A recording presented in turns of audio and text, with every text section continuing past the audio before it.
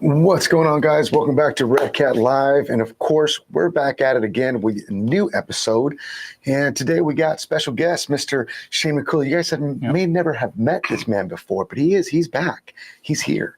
And usually we let him out of the office every once in a while. And today was his magical day. He pulled the right number out of the hat and we're like, hey, you're up.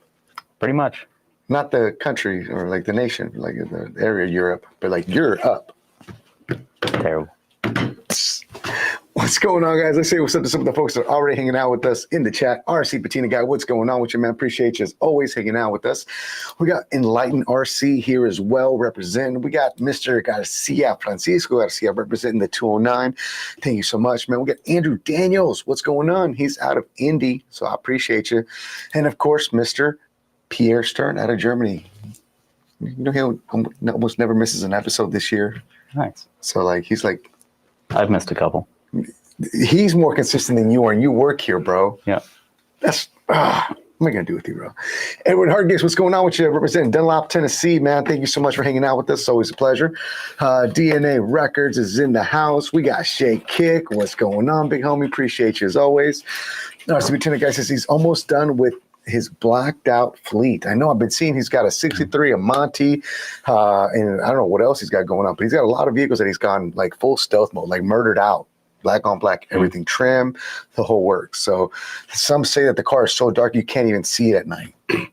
Like he cruises the boulevard in stealth mode now. Kind of like how your Corvette does. No one sees it. Not all black. No one sees it drift. I did last weekend. I'm kidding. Okay. Gino, what's going on with you, man? Represent Pueblo, Colorado, man. Thank you for hanging out with us. We got RC Graphics by Monster. What's going on with you, man? We got Nitro Pimp in the house as well, representing. Thank you for hanging out with us. D'Angelo Williams, what's going on out of Denver in the house? I appreciate you. Calling out all the Denver RC Lowriders out. Oh, okay. I see you, bro. A little spice. There you go. No, nothing sweet but spice and nothing nice. So let's go with it. Alfonso Ishida, what's going on? Good homie, how you doing? Appreciate you for hanging out with us, man. Enlightened RC says, stop being shy. It's not being shy. I just don't know why I'm on the show. You never told me what this is about. But you said bring the cars. But you bring cars in. Because you told me to bring the cars. What? Because I told the folks last week that if you have an RDS or are planning on purchasing an RDS, that today we're going to go over some very important information when it comes to setups to help people get the most out of their RDS car, right? Oh, now you remember the conversation. I don't think we had a conversation. I was told to bring cars. I literally, just because I sent you, I sent a telegram on the Pony Express. It's not my fault that I didn't make it to you yet. I don't use Telegram. I mean, you obviously don't use text either, because when I text you, don't text me back. So there's that. Roadside RC, what's going on with that? Troy Fakes in the house. Appreciate you, man. Troy says he wants to know what you got under the bonnet. It's a term for hood, but it's how the Europeans, because Europe. It's an RDS. It's an RDS. Okay. Pretty modified, actually, but the other one isn't. Not too modified? This one's pretty stock. Mm-hmm. This one's stock-ish. Okay. I brought my car, too. That I'm going to share with everyone. A little new action. Questionable. Skunks Customs, what's going on with you? Chris Stanley representing the 209 out of Stockton. Thank you for hanging out with us. We got Jacob Eckwright in the house. Appreciate you as always. Thank you for coming on back. We got David M from Texas. Thank you for hanging out with us as well. We got Mr. Don Galindo in the house. What's going on with you, man? Let's see. Michelangelo Barajas representing Team Yonkers. What's going on with you, man? Right, I agree. I think Skunks Customs honest on the Pierre needs a dedication price. He really does. So, because you're the... Oh, I'm not allowed to give away your stuff. No. My bad. Okay. I tried, bro. I'm sorry. You know, maybe Shane can like autograph a hat for you or something. I'm sure he likes doing that. We put him on a little soapbox when we go to events. Terrible. And he likes to autograph things. It's kind of like watching like Kyle Busch, but without the trophies, sign things. I don't get the reference on that one. Kyle Busch, he's a race car. I know who he is. I'm sure he has trophies. Does he sign things weird? Or? No, but I mean, he has trophies, and I haven't seen you walk in with one yet. Oh, that's fair. I mean, I can walk in with a trophy tomorrow. It just might be something random. I mean, I think that's valid still. I think I'd give you props for it no matter what, because I'm cool. Lowest car. Yeah, right. Victor, what's going on from Puerto Rico, man? I appreciate you. We got Mitch Miller in the house checking in from Florida. 727, of course. We got Carlos. What's going on from San Francisco, California, man? I appreciate you. The 415s represent hard up there. We got Michelangelo Barajas, Migs Lights. So I appreciate you so much, man. Thank you for hanging out with us. We got Joe Blair. He says, I need black decal sheet for my Ascent Scout and 18 scale lowrider scale to match my 10 scale setup. You know what? Reach out to Monster Graphics. He's actually in the chat right here. He does custom graphics. Maybe he can, stir something up. Kind of like Chef Curry with the pot, like, hey, saying, cook something up for you in there. So let's see what's up. Redcat says, is this the episode where Shane tells us all about the RDS 2.0? Nope. Oh, man. But you didn't deny that there's a RDS 2.0. That's fair. So, all right. Scott, what's going on? Which says, can't wait for the 3rd of next month. Going to order a Redcat Ascent and the red one.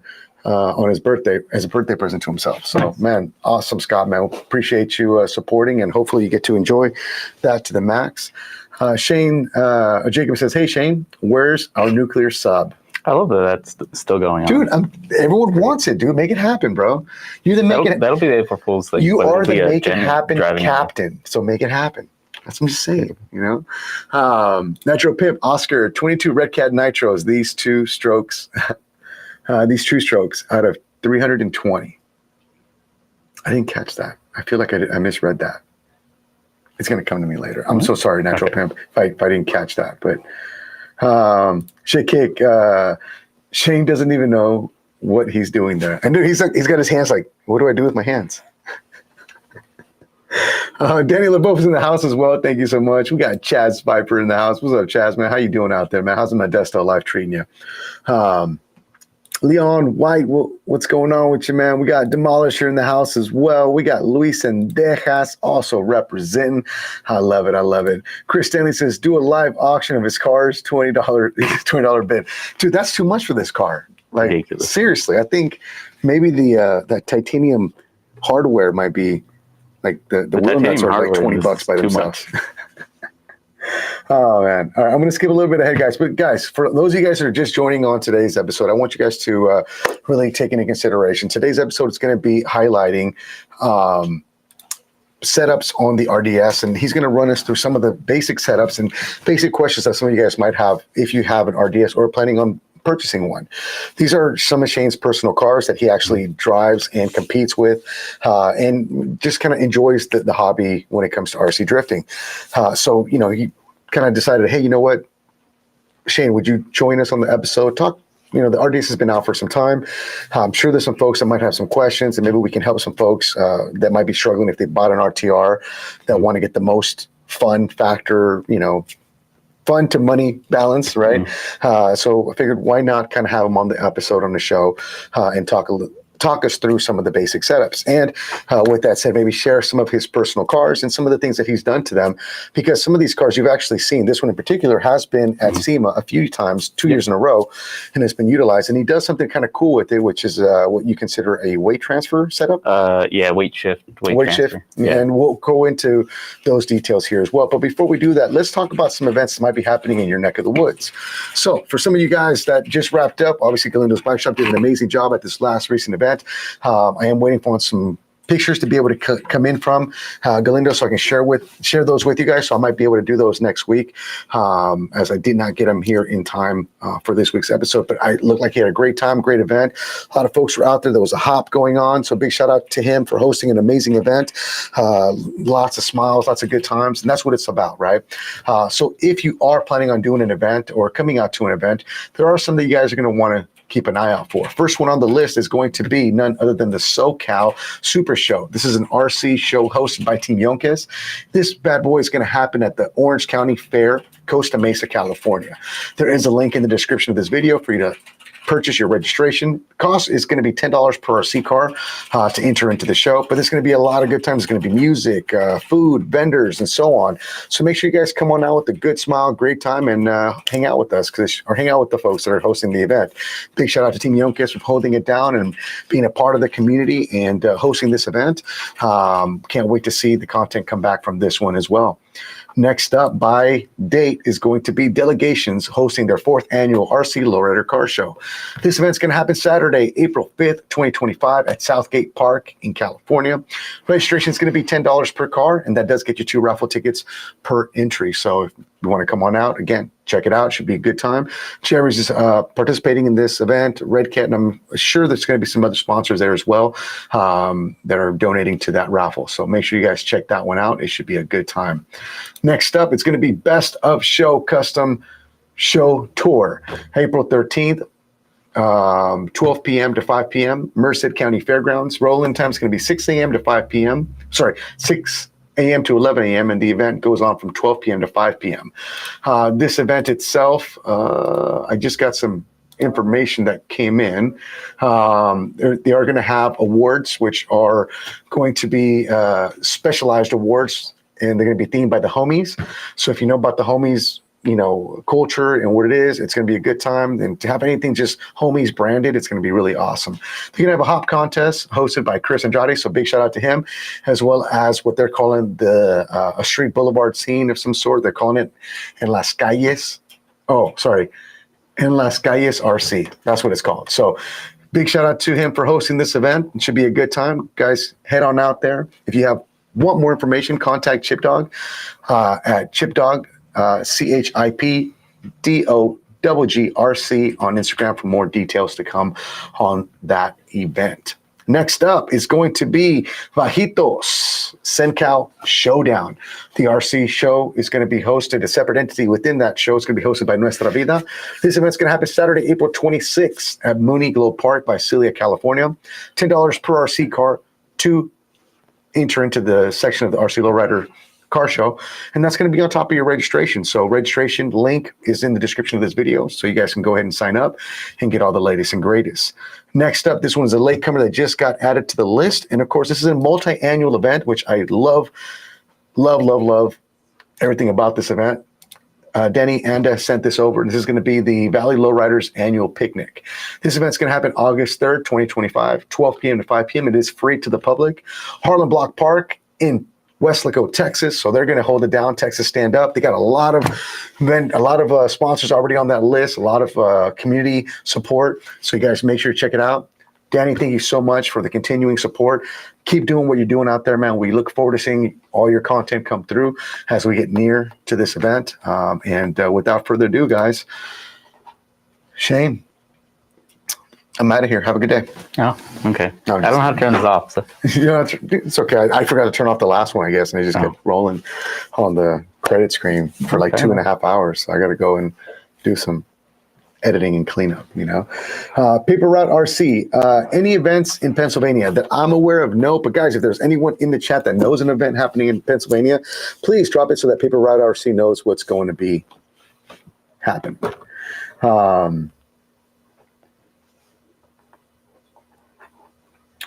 Do you think the Freezer are coming out with their own legit drift car? Oh, that's the answer's right below that. Let's see. Well, they did answer it. Okay. Ronnie says your Starlet is sick. Thanks. That's the only person that's ever said that about your car. I'm just kidding. No, I actually like it a lot because I got a lot of compliments on this back when I built it. I like it because a lot of good stuff. You know what I'm saying? It's supposed to be the only Starlet I could find online that was customized and not a single color was like a rally car. And so this is like the same scheme as the rally car, and then I just made it look terrible. And so it doesn't really look like it on camera, but this is weathered quite a bit. Nice. So guys, one of the big things here today is today's episode, as I mentioned earlier on, is it's going to be RDS related. RDS is the drift car that we offer on our website. We offer it in 2 different formats. We offer it in a ready to run option. The ready to run option is, I believe, $399, if I'm not mistaken. Let me double check that because with the tariffs that came into effect, that might be wrong. So it is $439 for the drift car as a ready to run, and it comes with radio, receiver, motor. Yep. Any specs that you can tell us a little bit about that? It's got a brushless motor. It's got a smaller magnet than you would normally see on like a buggy or something like that. So you don't really want a ton of drag brake in RC drifting. It's got a servo gyro setup that's pretty solid. Carbon fiber chassis, upper and lower, and it works pretty well. Nice. So that's kind of the big things. Right. So as a ready to run, like I said, we do offer it on our website for $439.99, but we also offer a kit. What would be the benefit of someone having a kit as opposed to a, ready to run? Or who's the right person for either one? It depends. So I usually say build a kit first, but I would say build a kit if you have an RC drift shop near you. It's really common in a lot of these that you're going to need parts or you're going to build it wrong. Right. The instructions are pretty good compared to some of the other kits on the market. But I still see a lot of people will put the knuckles in upside down, or just some small things like leaving out a bearing. I see a lot. Even with other kits, it happens, and then spur gear's wobbling around, or that's usually where it is. Mm-hmm. But yeah, just having someone around to help you works a lot, especially with like tuning and stuff. Right. So the builder's kit does come in at $219.99, and I believe one of the benefits for me personally building a kit is that you can choose what weapon of choice you want to throw inside of the car when it comes to your electronics, be it your servo, your motor combo, right? But if you're the person that this is your first RC car experience, obviously an RTR may be the better option because it already comes complete. But can you give the folks some tips on that platform to get the most out of their RDS if they're buying a ready to run? So the ready to run out of the box, the alignment tune at least is kind of set up for kind of some asphalt bashing, not necessarily a track. But on our RDS Facebook page, there's a pinned thing that has my tune for P-tile tracks or polished concrete. So if you want to change it over to that tune, it'll be better for tracks. And there's a couple other things like, I don't know, the ready to run is pretty solid as it is. Right. Well, I think the alignment setup is probably the most crucial depending on where you're going, right? And someone really awesome, a great resource is Troy Fake's Roadside RC. He actually has his own setups that he likes to use depending on the services he's on as well. And it's really awesome to see the community kind of come to light and bring their own setups. And everyone has their own versions that work best for them depending on where they're using it, right? A lot of folks are going to end up, getting an RDS and going out there and trying to use it in their driveway. And depending on your driveway, it's probably going to be, asphalt of some kind, right? And so high grip. And they still work pretty well on asphalt. Like this car has been jumped multiple times on streets outside of scale science in Colorado. Absolutely. But if you are going to be the kind of person that's going to end up using them on the track, what is the most preferred surface that you usually see on tracks? If this was 2 years ago, it'd be polished concrete, but now it's all P-tile. So Super G does a big drift competition based kind of at their shop, and then other shops around the nation do it. So they use a P-tile sourced from Japan, and it's a very specific P-tile. So most of the shops you'll see that are kind of more established are using that track specifically. So no matter where you go, it's the same surface. Right. So, is there? It's just the elevation you're dealing with shock building and stuff like that. Right. Now, with that said, because of every shop having their own setup and the majority of them now kind of going into that realm of using P-tile, is there something customary that one should do? Let's say if I go to a shop, do I just grab my car and just throw it on their track, or what's to be expected? Pretty much go and buy tires and then, pay whatever the fee is. Why is it important to buy tires from the shop? So it's kind of a respect thing, just to just buy something from there.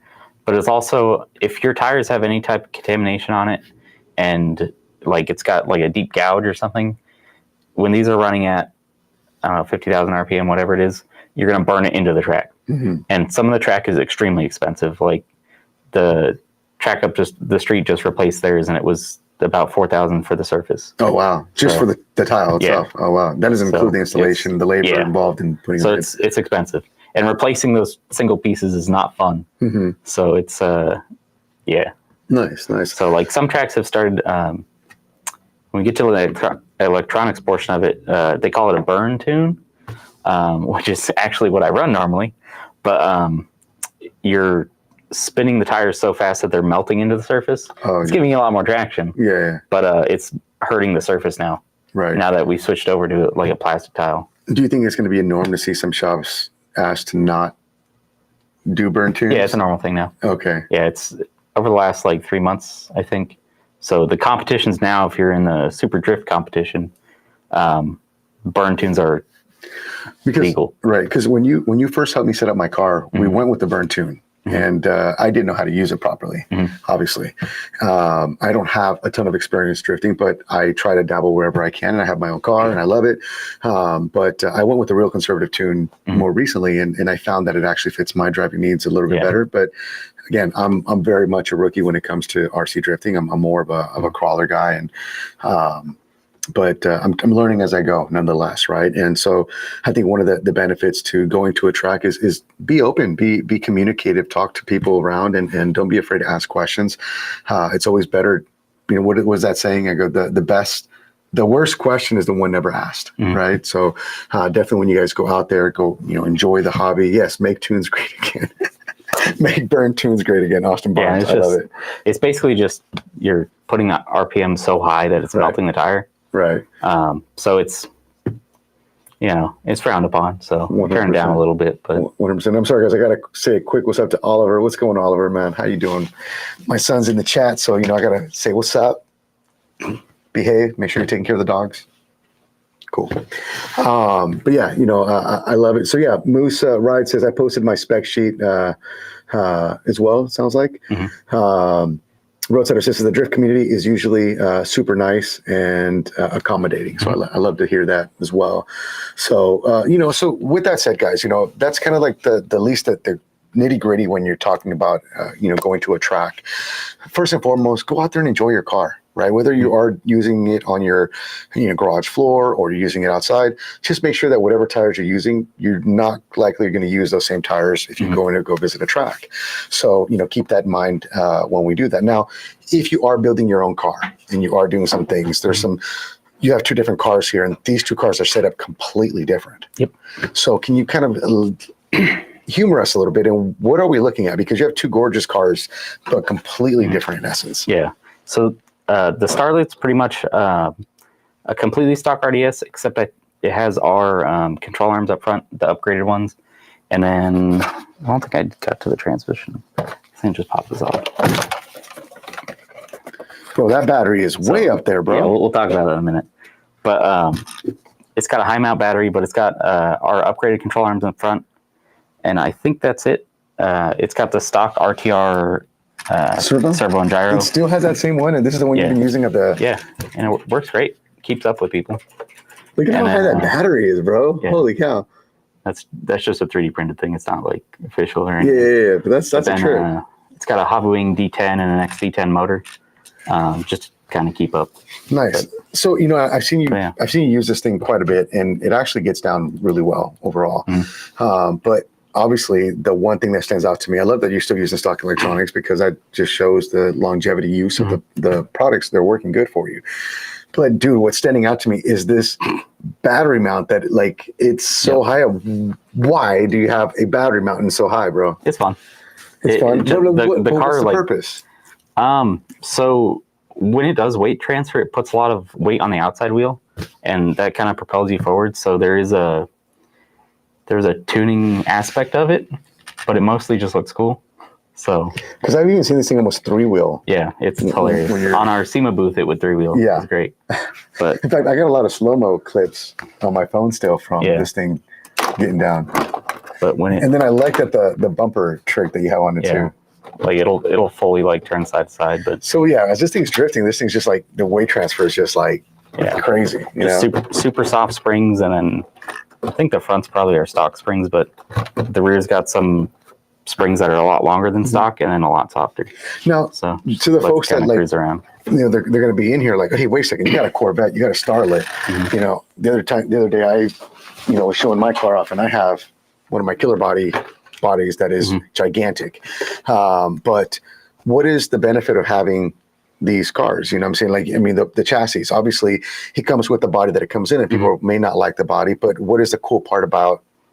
Oh, you can swap it for whatever you want. So with RC drifting, there's basically two widths and one wheelbase that almost like 95% of people use.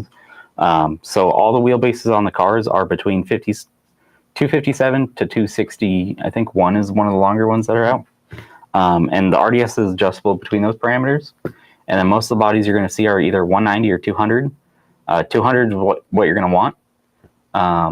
But yeah, you can pretty much mount any 200 millimeter wide touring car body to it. And there's a ton of body options on the market, right? I mean, in fact, I just recently picked up a new body that I'm trying to find someone to help me paint because I paint horribly.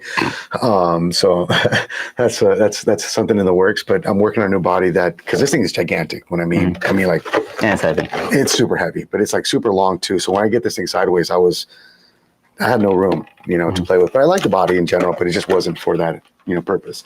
But with that said, I brought in the secret weapon, and I don't recommend anyone use this because it has the same problem as that last body, which is slightly heavier than the last body.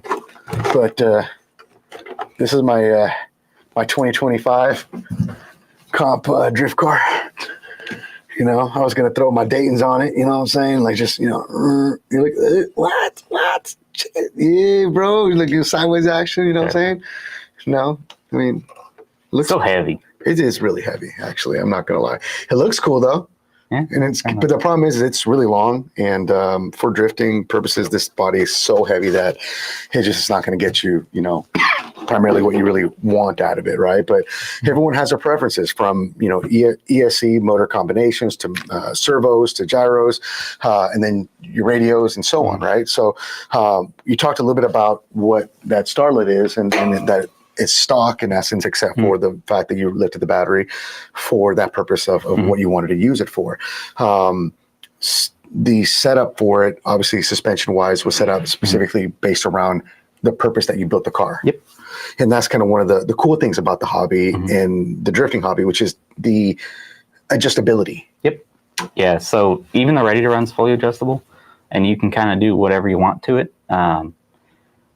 There's a lot of like small tuning aspects that are kind of hard to go over in just like an overall brief thing like this. But like this one, the body rolls a lot. So in the rear, I have a lot of camber gain in it.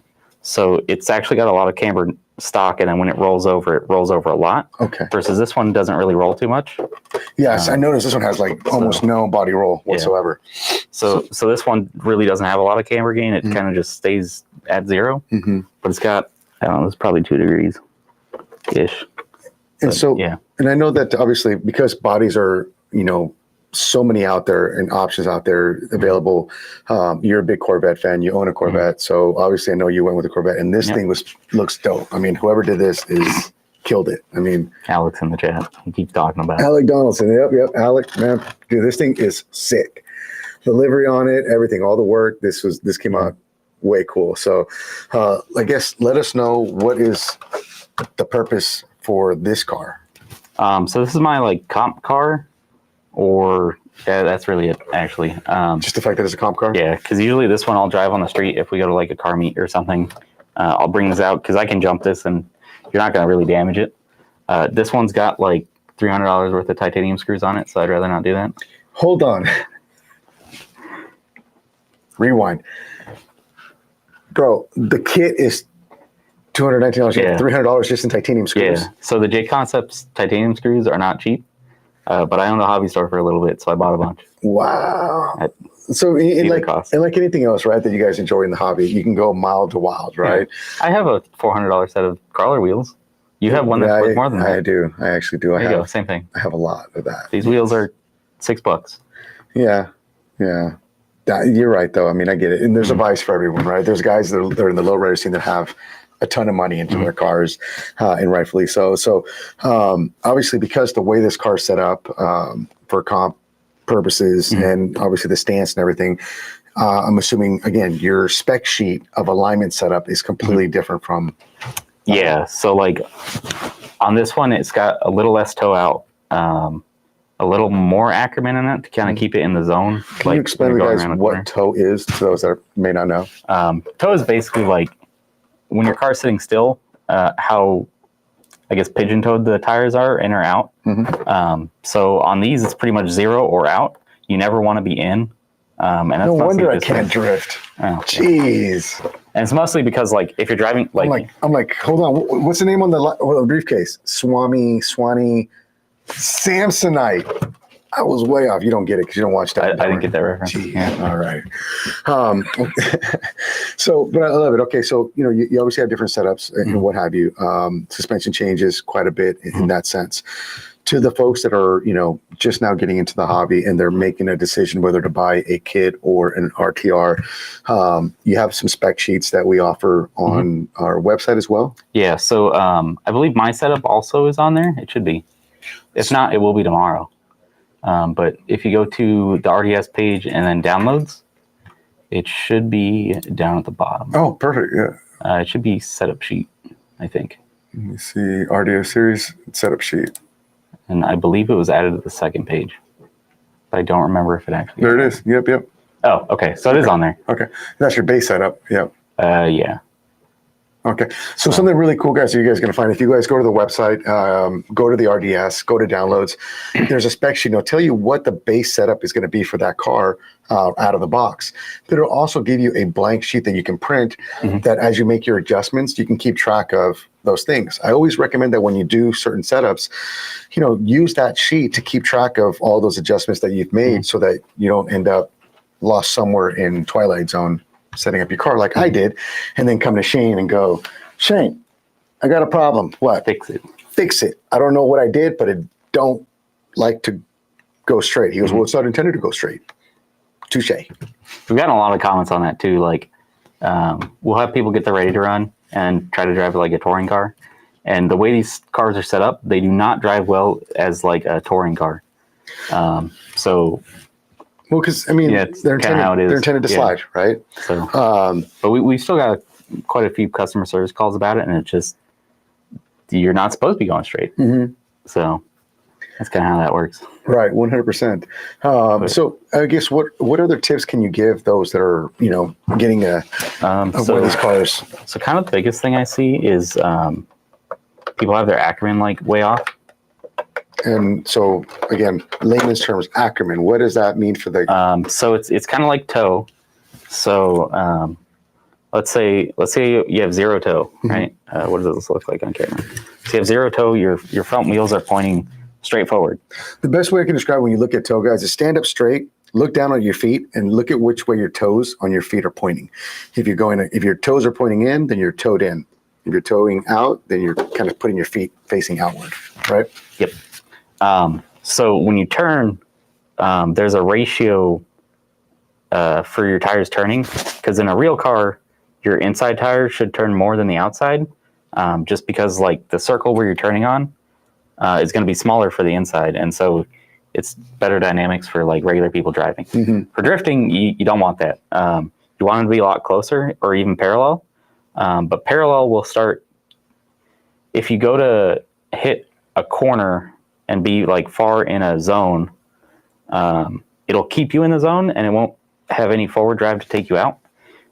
So you don't want, let's see, what does this look like? Yeah, okay. It'll just keep you in the zone and it won't try to take you out. So, but if you have the Ackerman set out a little bit, it'll try to drag you around and out of the zone. So in essence, like as you start to turn the wheel, it's kind of laying yours down. Is bad. Well, actually, this is good for me. Actually, What? Yeah, I love this setup. Yeah. For some reason, for the way I Some drive, people are broken. Yeah, I do. Listen. He made me drive the car in blinky mode for a long time without realizing that I was in the wrong mode. Okay. Oh yeah. So there's that. But yeah, this setup for me works. And again, everyone's going to have a setup that works best for them. So can you? Well, I guess it doesn't look that bad from this angle. So this one's pretty dang close to like. So if you're sliding this way, right? This tire's the line of this is almost crossing this one, or it is. You don't really want that. You want this to be spaced out a little bit more. But it depends. Like, this is actually probably going to look the same on the camera, but it's a little off. So yeah, you can see this one's almost like 80, 90 degrees, and this one's like 70-ish. So when you're going around a corner, that kind of like pulls you out of the zone. Like that. And that will like keep you in. And then basically, if you cross the line here with this line, your car drives terribly, and it's just bad. So, because we see a lot of folks that buy the car and they buy an RTR and they're like, I can't drift, I can't get it to control it. It spins out too easily. So, what do you tell the folks that are out there using it for the first time? It's ready to run and they're spinning out too easily. Like, what are some of the common things that they can check? So, the quickest thing I usually see is your gyros backwards. So, if you throw the car to the right, the tires should like if you throw it to the right, the tires should turn to the right. If you throw it to the left and it turns right, the gyro's backwards, and I believe it's 2 clicks on our stock one to switch it to reverse. So that'll help a lot. When a lot of people build kits, that was one of the biggest things where people would come in and their car's undrivable, and I click 2 buttons and they're like, "Oh my god, it drives great!" Right. So that's really common. The other thing is just driving it a lot.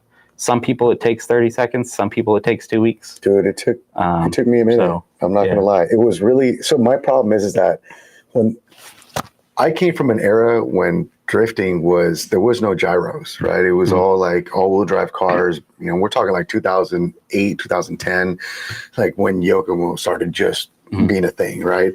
And so, like for us, there wasn't really. You were countersteering the car. So when you told me like the car starts to countersteer on its own, I kept trying to fight it. So as I'm getting sideways, I'm trying to correct it, and then I end up just washing out. You know what I'm saying? Or what do you guys call it? What is the term? Manji, or what is that when you spin around? There's a term. Spinning. You guys say a term on the track. I thought you guys had your own lingo. You know what I'm saying? You don't manji the straight, but that's a totally different thing. All right. So, nonetheless, you know, there is a slight learning curve, like anything else, when you're using these cars, and I'm susceptible to the same thing. But the more and more practice that you do with it, the better and better you're going to get at it. And there's guys out there that honestly make it an art form. I mean, if you guys are ever on TikTok, there's Drift Talk, right? I believe is his handle. RC Drift Talk. RC Drift Talk. The dude kills it, man. He does just videos of him just drifting every single day and just having a good time with it. There's a lot of guys, a lot of YouTube channels out there, and it's really a craze all in its own. I was fearful at a time where it looked like the hobby, that sector was kind of like slightly quieting down, but the last year and a half, I've seen it just like bump, you know, and it's been really popular. Tracks are busy from the looks of it. There's a lot of new tracks too. Back when I first started my shop, there was like 4 in the US, and there was like, of those, 2 of them were online, and then that was pretty much it. And then over the last probably 4 years, it's been like California's got probably 13 to 14 now. Oh, wow. So, right. So obviously, guys, you know, from where we stand, the car itself, we do offer a few hop-ups on our website. Some of those hop-ups include upper control arms, lower control arms, steering servo horn, right? The rear skeleton transmission, which I actually have on mine. I love it. I think you did a great job on that. And what else do you guys offer? We don't have nothing for the rear yet, huh? No. Okay. Is there anything else that might be, I guess, coming that you can talk about when it comes to the RDS? Or not that I can talk about. Okay. I don't think we're totally finalized in some areas that I would be able to talk about. Okay. But if any of you guys have an RDS and you want to get the most out of it and have questions that we may not have covered here on today's episode, you guys are always welcome to reach out to support. If you go on our website, I'll see if I can get our moderator to put it in the comments, our contact information, so you can always reach out to our support team and they can help walk you through some of the basic things that you can look for to help you get the most out of your RDS drift car. I say RDS, like, should I be calling it an RDS drift car, or do I just call it RDS? What is the proper term? RDS. Redcat Drift S. That's what I'm saying. Yeah. The S is for Shane. We couldn't think of anything else. Right. S worked. Right. But there are hop-ups, again, available that you guys can get. There are some compatibilities that you'll notice that might work with other things that are already on the market to help get you the max fun factor out of your car as well. But like anything, right? The more knowledge that you have at your disposal, the better. Our moderator was kind enough to also put some YouTube videos as well, where we talk about how to intro to RDS drifting, which you were a part of as well. How to set up things. And setups and so on. So our goal in this episode today, guys, is just really to help you guys maximize what you guys can do with your car and have fun with it. We know that having a new car, especially when it comes to an RTR vehicle or even not, and the wanting to do whatever you see everyone else doing on a video, and the inability to do that at the time that you buy it can be a little frustrating, but like anything else, the more you put into it, the more fun you'll be able to have out of the product itself. So by all means, please reach out. Hop-ups are available. Don't hesitate. And enjoy it to the maximum potential. Some of the specs on the RDS, we're talking about a carbon fiber chassis. What are some things that you will find on an RDS that may not come standard on other products? So full turnbuckles. I think that might be a thing now that everyone else has them, but at the time when this dropped, like a lot of people were using full solid plastic or not turnbuckles, but I guess rods. So that's fully adjustable now. Carbon fiber, they're ready to run price point. For our price point, it's not really popular. We're using direct drive for the steering, which is, I think we're the only ones that have a ready to run that has direct drive. So a lot of other ones you'd have to do modifications or purchase aftermarket parts? So there's some aftermarket like direct drive setups. A lot of the other companies are belt crank, and there's, for drifting at least, you're either a belt crank person, a slide rack person, or a direct drive person, and it depends if you're one of the three. But I really like direct drive. I feel like it's one of the best options out there, but it just depends on how you are. Nice. With drifting, it's not like a basher where it's like something's objectively good. It's just whatever your preference is. Right. So I think, we find that quite a bit with different areas of our scene, right? I mean, like you and I, when we go crawling, we have really different tastes in how we set up our cars, our trucks, but half the time you and me are killing lines like crazy in our own driving style. But more so recently, I've noticed that our driving setup for crawlers is starting to kind of like intertwine a little bit there, because I used your crawler recently and I was like, I can kill some lines with this thing, So it's kind of interesting to see that, and then to have fun with it. Jacob Eckwright wants to know, Shane, get going on the drift taco truck. When is that going to be a thing, bro? Whenever they let me. I'm waiting. I've been asking specifically for that. Right. Ben Taylor says, awesome timing, building my Dare Marrow. I'm putting the motor in the rear. I know the kit says 3 positions. But really there are 4. Yeah, Roadside did a rear mount motor kind of setup dealy, but it depends. That's another thing. I ran rear motor in another brand car before I got hired here, and it worked really well. It depends. In my opinion, this is the ideal placement. And again, everyone has their own wants, right? Like I've had my motor underneath and I've had it in the back, and my setup is like I like it, right? And it's funny how that works, because everyone has their own style, everyone has their own thing, and I don't think there's necessarily a wrong way, but there's definitely always your way, and sometimes just being able to be around people that are approachable in the hobby allows you to enjoy it and then get the most out of it.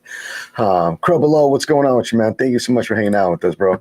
And it also really depends on where you are in the country. I know that I think it's the New Jersey guys have a really big comp that's like, I know they've got a big prize pool, like $1,000 or something for winning it. I haven't looked at it recently, but they only allow you to have 65% of your weight in the rear. Oh, so they scale your car too. So yeah, well, all the comps do, but percentage-wise, they're the only ones that have a max of 65% in the rear. And right now, this is like mine set up 72. Yours is probably around a 68-ish. But like I said, it depends on where you are. You might have to take some weight off, move some weight around. That might not fit your driving style, and then fit your driving style to that. Versus which on the West Coast. Which I kind of wait. So like I know that sounds like a big pain to a lot of people, but I kind of like that too, because it makes you become a driver, right? It makes you become a tuner of your car, and the more you know your vehicle, the more you make those adjustments accordingly. The more you're going to get out of it, right? Because not every track is the same. Right. Every track is different. Some of them have banks, depending on the concrete that they're laying on, that may not be visible to the naked eye, but is there, So GGT has a bowl now. Oh, really? Yeah, he dug his concrete in. Really? Yeah, it's very interesting. Oh, wow. It's very weird. All right. Cool. I like cool that. Thing. Yeah. RC Car Garage, what's going on with you, man? Thank you for hanging out with us. Crow Below says, my RDS motor is loud and proud up in the back seat of my 79 Monty. See? That works. He gets down too. I like his video, man. He does some pretty cool stuff too. Let's see. Moose Rides. He says, any chance of knowing the length of the stock rear axle / CVDs? Let's see. Not right now, but customer service will have that answer. or they'll ask me tomorrow. And then I can grab it from the CAD. Don't know it offhand. But there are quite a lot. Like, I'm running top line axles in these now.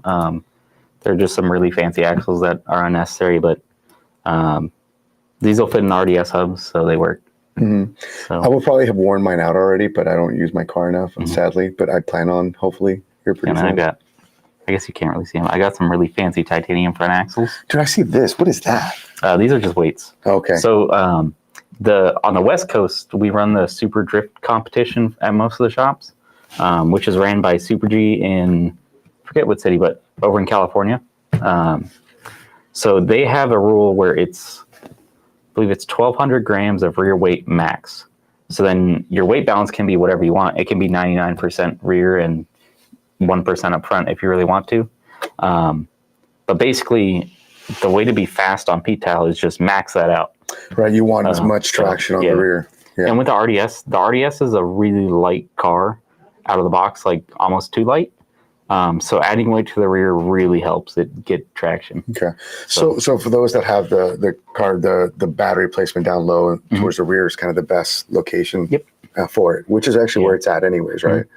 Yeah, the stock RDS is a little forward to where we both have basically aftermarket chassis, which me and one of the other engineers both designed them. So they're kind of like not aftermarket, but it just changes some stuff up. So our batteries are a little farther back than they normally would be. But yeah, that's where you're getting the like 70% rear weight bias versus like 65. Well, then this actually brings me to my next question. So, there's battery options, and batteries have a tendency of having a variances of weight. Yep. Right. Like show us on the Starlet here, you have a 5,000 milliamp 2S shorty pack. Yeah. And that battery weighs substantially more than, let's say, my Redline 4,000 milliamp hour battery, right? So in hindsight, they kind of look almost identical there. But if you flip them sideways, you can see the difference. And this battery does weigh quite a bit more than this one. Does that help tuning? And is there limitations on tracks with what battery you can use? Not really what battery. So it's like you could really run a 3S if you wanted to. It just wouldn't help you. I think some of the comps are starting to limit 2S only, but you can run whatever size battery you want. Shorty packs are really the one you should be going to just to get more weight towards the center. And then it depends. Like I run a regular size shorty, so it's not LCG.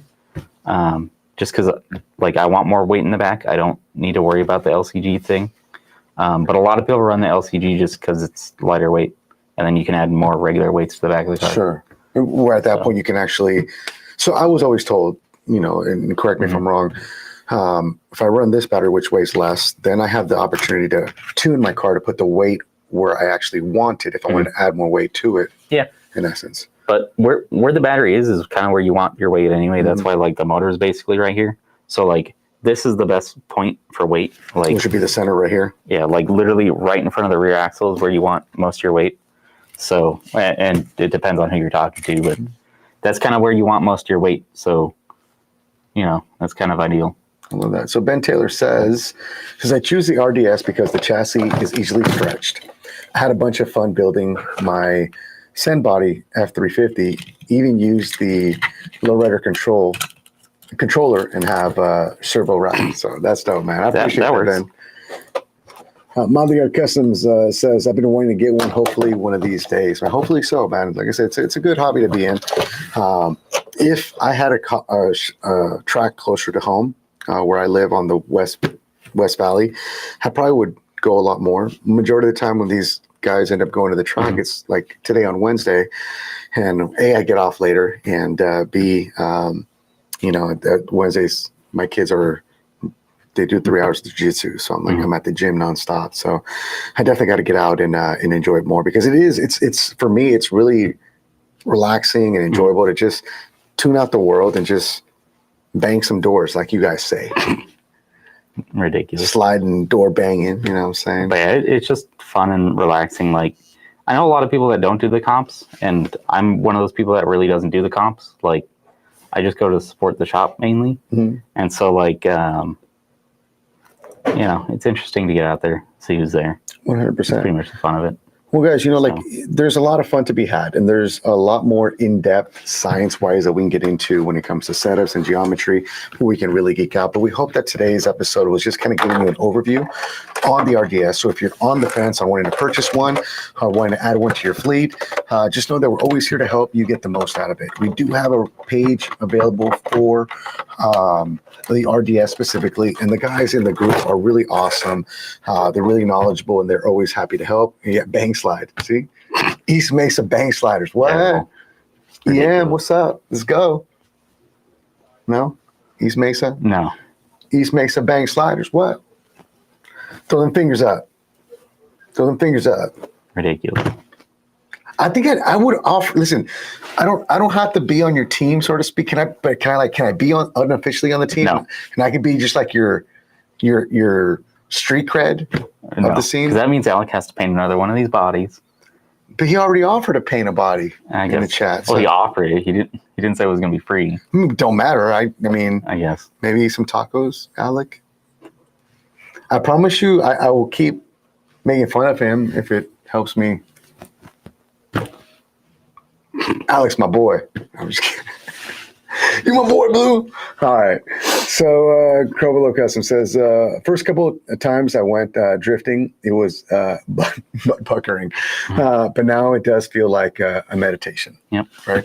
Dude, I get really nervous when there's a lot of when there's a lot of people on the track. I get nervous because I don't want to be the guy that spins out and messes, the train. Right? You guys call it the train? Yeah.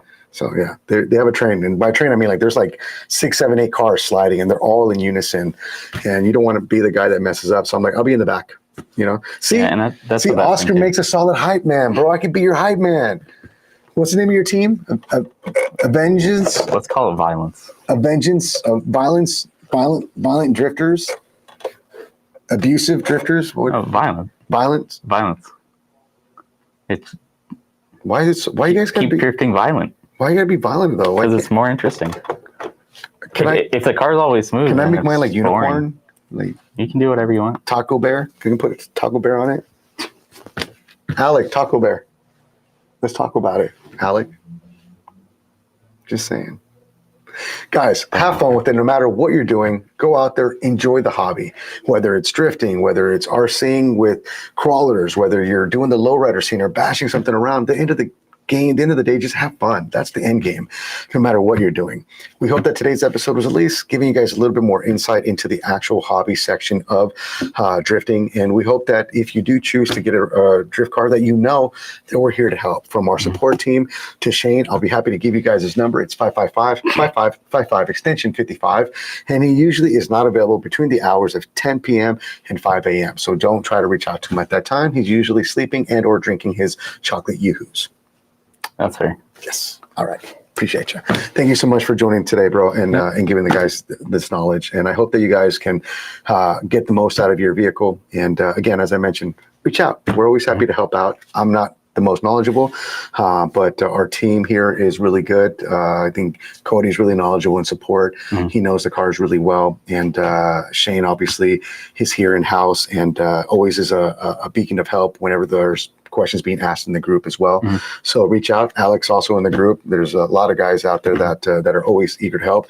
Roadside RC, great library of information, and he loves the RDS, and he has a couple of different drift cars from different manufacturers that he compares them to on his channel. So guys, we hope that you guys have a good rest of your day.